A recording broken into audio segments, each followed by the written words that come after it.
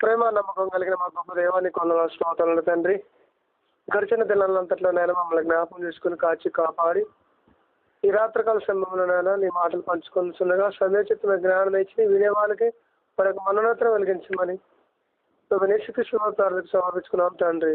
అదే యేసుకృష్ణ మన వందనాలు తెలియజేస్తున్నాను. ఈరోజు మనం ఏర్పాటు చేసుకున్న మరి రాత్రికాల సమయంలో ఒక పాఠాన్ని మనం ధ్యానించుకోబోతున్నాం. D1 పుస్తకంలో నుండి ఎవరు నీ శత్రువు. ఈరోజు సమాజంలో మనుషులను ఎవరు నీ శత్రువు అని అడిగితే మా ఇంటి వారే మాకు శత్రువు అని ఒకరు, మా పక్కింటి వారే మాకు శత్రువు అని మరొకరు, మా పక్క ఊరు వాళ్ళే మాకు శత్రువు అని చెబితే మా పక్క దేశమైన పాకిస్తాన్ వారే మాకు శత్రువు అని మరొకరు చెప్పడం మనం చూస్తున్నాం. రాజకీయ నాయకులను అడిగితే మా ప్రత్యర్థి పార్టీ వాళ్ళే మాకు శత్రువు అని అనడం మనం వింటున్నాం. ఇంతకీ మనుషులందరూ చెబుతున్న సమాధానం కరెక్టేనా? ఎవరి వలన మనకు ప్రమాదం పొంచి ఉందో వారే మన శత్రువు అని అంటున్నారు. కవులైతే తన కోపమే తన శత్రువు అని అన్నాడు. కోపం ఒకటే మన శత్రువు అయితే మరి కామం, క్రోధము, మదము, మత్సరము, ఈర్ష్య, ద్వేషం అనే సద్గుణాలు మరి వీటన్నిటి గురించి కూడా మనం ఆలోచిస్తే మన శత్రువులుగా మరి మనకి కనపడుతున్నారు. నిజంగా బైబిల్ గ్రంథంలో నుంచి మనం ఎన్నో మాటలు చూడవచ్చు. మన కోపాన్ని బట్టి మన శత్రువుగా ఒక కవి చెబుతున్నాడు. మరి ఇంతకీ ఎవరు మన శత్రువు? మన పక్కింటి వాళ్ళు మన శత్రువులా? మన ఎదుటి వారు మన శత్రువులా? లేకపోతే మరొక దేశము మన దేశానికి శత్రువా? మనం ఆలోచించాలి. మనుషులు చెప్పేవి ఏవి కూడా మనం నమ్మకూడదు. ఒక వ్యక్తితో ఏదైనా ఒక విషయంలో చిన్న పొరపాటు జరిగి దాని విషయంలో గొడవలు పెట్టుకొని శత్రుత్వాన్ని పెంచుకొని వీరి నా శత్రువు అని భావించుకుంటూ వాడి పేరు ద్వేషాన్ని పెంచుకుంటూ భూమి మీద నానా రకాలుగా బతకటం మనం చూస్తున్నాం. ఇంతకీ మన పక్కింటి వాళ్ళు మనకు శత్రువుగా భావిస్తున్నాం. సహోదర భావంతోనో లేదా మంచి ఐక్యతతోనో కలిసిమెలిసి ఉన్న సమయంలో ఏదో ఒక చిన్న విషయంలో గొడవ చేసేసరికి వారిద్దరి మధ్య కొంచెం దూరం ఏర్పడి ఒకరి మీద ఒకరు కోపపడి ఒకరి మధ్య ఒకరి విరోధం పెరిగి అతను నా శత్రువు అని ఒక అతను అనుకుంటే మరొకతను లేదు లేదు అతనే నా శత్రువు అని ఇలా ఇద్దరి మధ్య శత్రుత్వాన్ని పెంచుకుంటున్నారు. ఇదే శత్రుత్వం అంటే? బైబిల్ గ్రంథం నుంచి ఒకసారి మనం ఆలోచిస్తే అసలు ఎవరు మన శత్రువు అనేది బైబిల్ ఏం చెబుతుందో ఒకసారి మనం ఆలోచిద్దాం. ఒకసారి బైబిల్ గ్రంథంలోకి వెళ్దాము. మార్కు సువార్త 7వ అధ్యాయము 21, 22 వచనాలలో నుంచి ఒక మాటను మనకి కనపడుతుంది. మార్కు సువార్త 7వ అధ్యాయం 21, 22 వచనంలో ఒకసారి చదువుతాం. లోపల నుండి అనగా మనుషుల హృదయములో నుండి దురాలోచనలను, జారత్వములు, దొంగతనములు, నరహత్యలు, వ్యభిచారములు, లోపములను, చెడుతనములను, కృత్రిమము, కామ వికారమును, మత్సరము, దేవదూషణయు, అహంభావము, అవివేకము వచ్చును. అంటే శరీరంలో నుండి కోపం ఒకటే కాదు, ఇవన్నీ భయంకరమైనవి వస్తున్నప్పుడు మనం ధరించుకున్న మన శరీరమే మనకు శత్రువుగా కనపడుతుంది. కాబట్టి నిజంగా ప్రతి మనిషిలో ఎన్ని చెడు గుణాలు కనపడుతున్నాయో మనం ఆలోచిస్తే ఇక్కడ చెబుతున్నాడు. ఏమవుతాడంటే లోపల నుండి అనగా మనిషిలో హృదయములో దురాలోచన 1, జారత్వము 2, దొంగతనము 3, నరహత్య 4, వ్యభిచారం 5, లోపము 6, చెడుతనము 7, కృత్రిమం 8, కామ వికారము 9, మత్సరము 10, దేవదూషణ 11, అహంభావం 12, అవివేకము 13.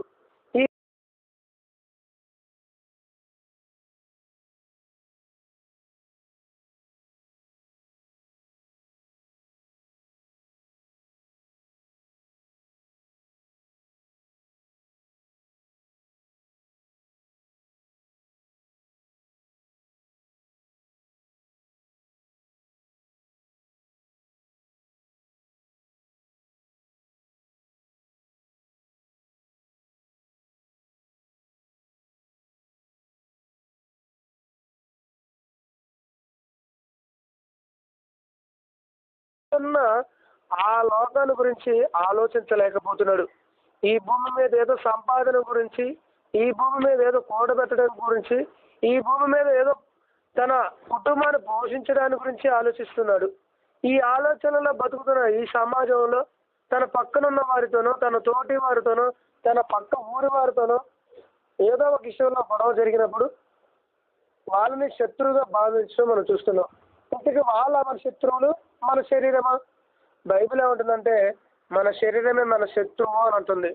ఒకసారి ఆ మాట మనం చూస్తే రోమిలకు రాసిన పత్రిక 7:18-19 నా యందు అనగా నా శరీరమందు మంచిది ఏది నివసింపలేదని నేను ఎరుగుతున్నాను. మేలైనది చేయవలని కోరిక నాకు కలుగుచున్నది, కానీ దాన్ని చెయ్యుట నాకు కలుగుటలేదు. నేను చెయ్యబోరు మేలు చెయ్యరాని కీడు చేసినాను. చూసారండి, మన పక్కన ఉన్న వాళ్ళు మన శత్రువులు అనుకుంటున్నాం, కానీ అసలు మన శరీరమే మనకు శత్రువుగా కనపడుతుంది. ఎందుకంటే చెయ్యవలసిన మేలును చేయకుండా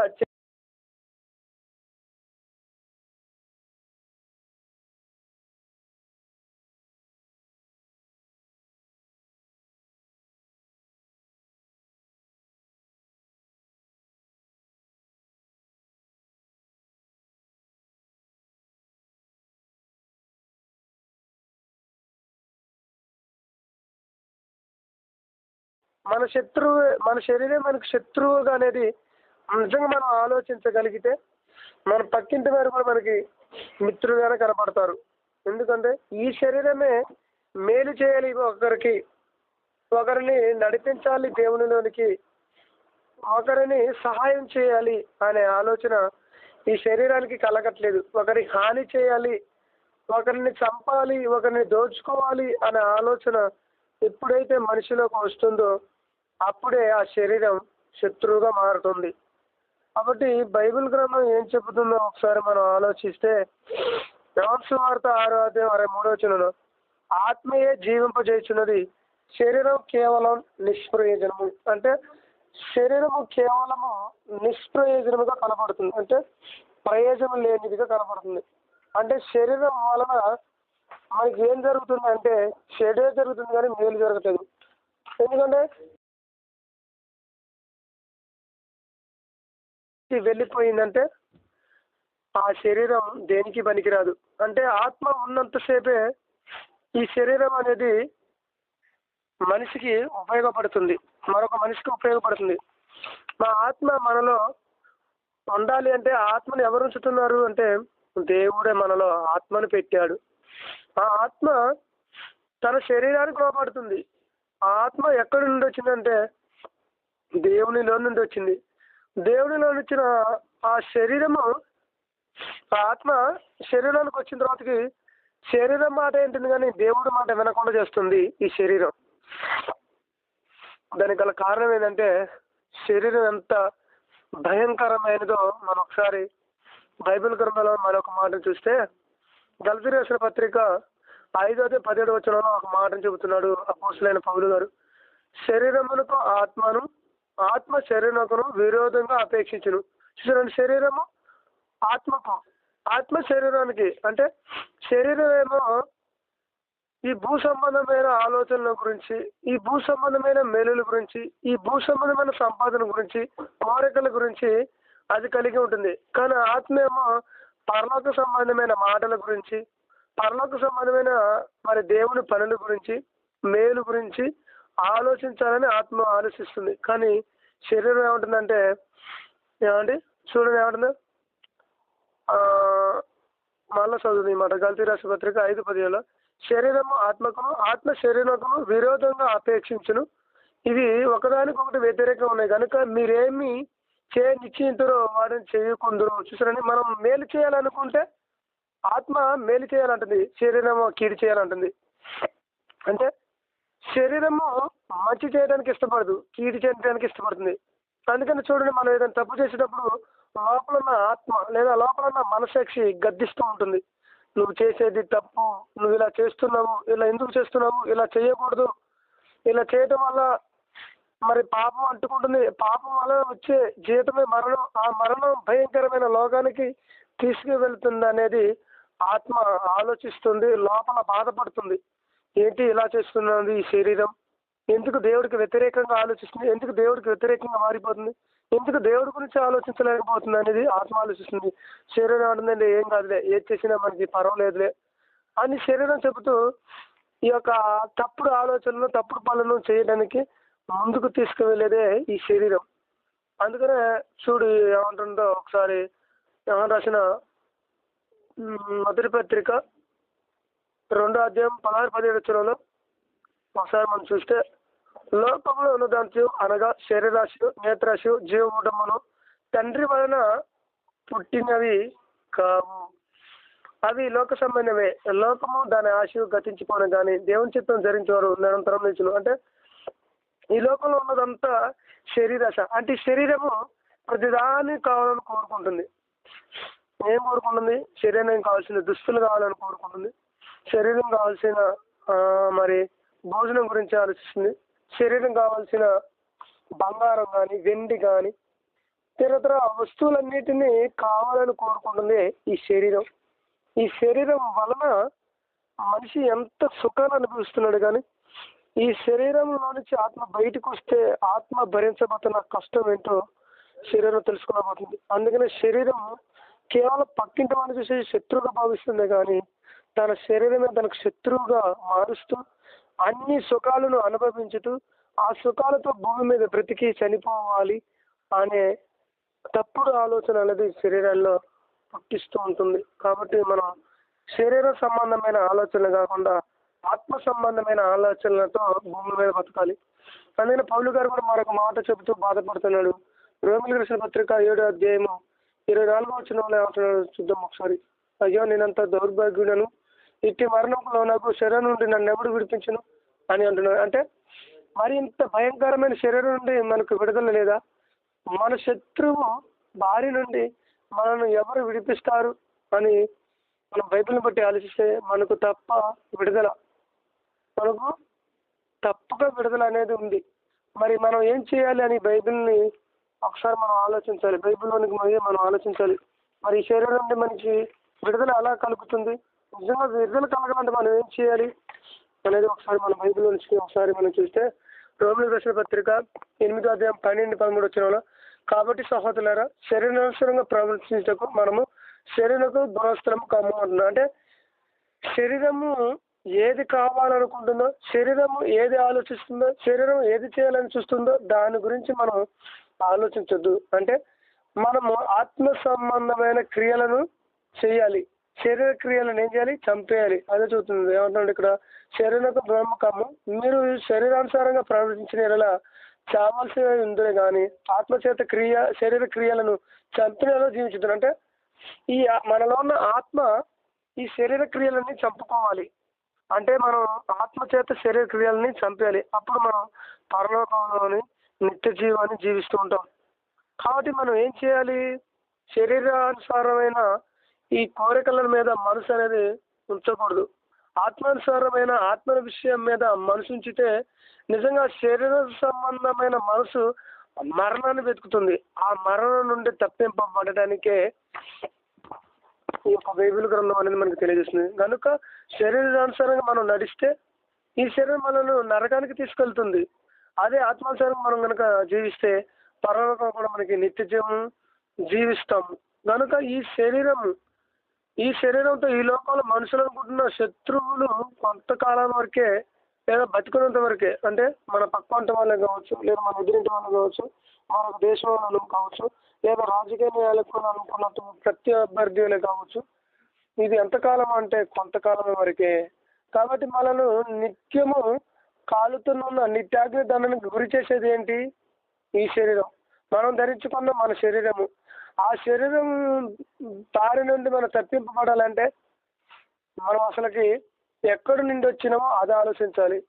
అందుచేత ఇక్కడ ఏమని చెబుతుంది, అందుకనే బైబిల్ కనబడాల్సి మరొక మాట చూస్తే యాకోబు రాసిన పత్రిక 1:21లో, అందుచేత సమస్త కల్మషమును విర్రవీగుచున్న దుష్టత్వమును మాని లోపల నాటబడి మీ ఆత్మను రక్షించడానికి శక్తిగల వాక్యాన్ని సాత్వికంతో అంగీకరించని అంటుంది. అంటే ఈ యొక్క బైబిల్ గ్రంథంలో దేవుడు ఏం చెబుతుందంటే మనలో ఏముందంటే సమస్త కల్మషము అన్నది.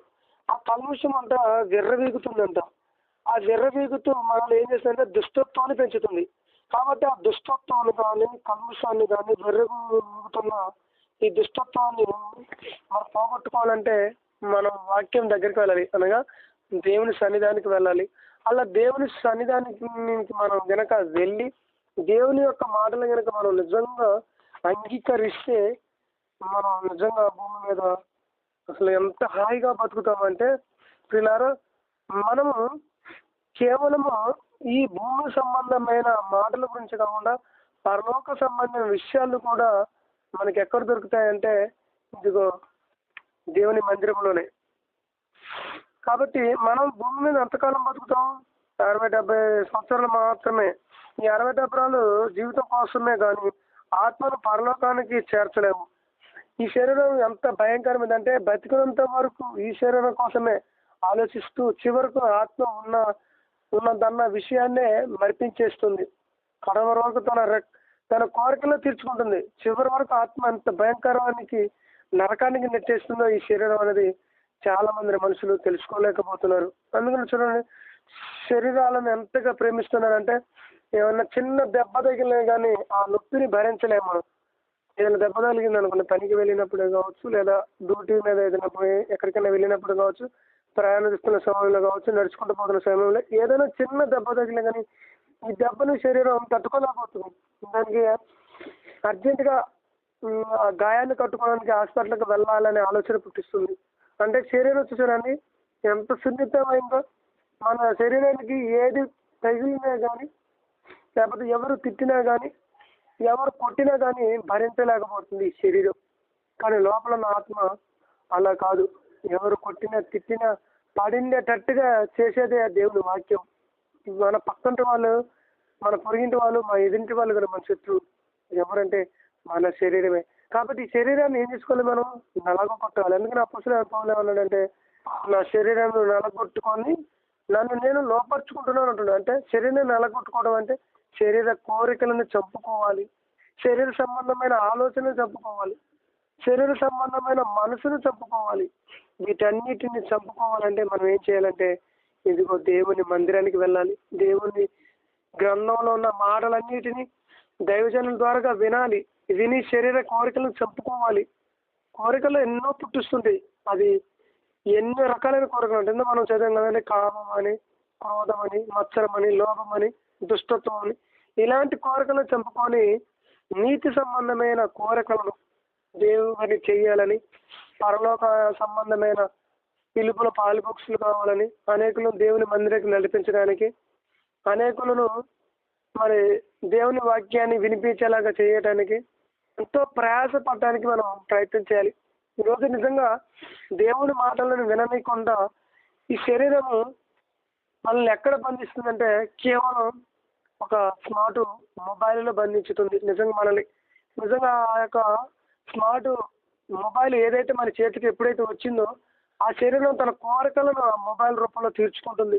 నిజంగా ఒక్కటి ఏదైనా వీడియో ఓపెన్ చేసినామంటే ఇక దాంట్లోకి వెళ్ళిపోయి మునిగిపోయినామంటే దాంట్లోంచి తేరుకొని రావడానికి చాలా కష్టమైపోయింది. చూసారా శరీరం ఎంత బందీ అయిపోతుందో.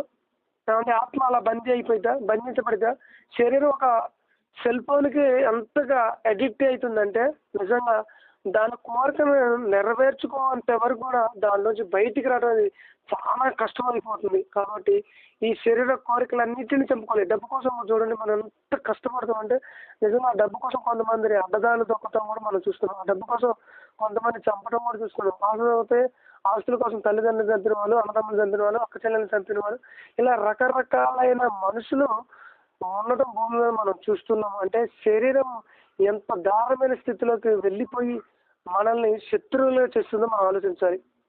కానీ మన పక్కింటి వాళ్ళు కాదండి మన శత్రువు. వాళ్ళు ఒక మాటతో ఏదో ఒక మాట అనుకొని చెర మధ్యలో ఏదో ఒక మాట అనుకొని ఒకరు దూరం అయిపోయి ఉంటాం కానీ తప్ప ఈ శరీరం చేసే అడ్డమైన పనులన్నిటినీ గురించి మనం ఆలోచిస్తే నిజంగా శరీరానికి ఏది కావాలి, కామం కావాలని కోరిక పుట్టినా ఆ కామాన్ని తీర్చుకుంటుంది.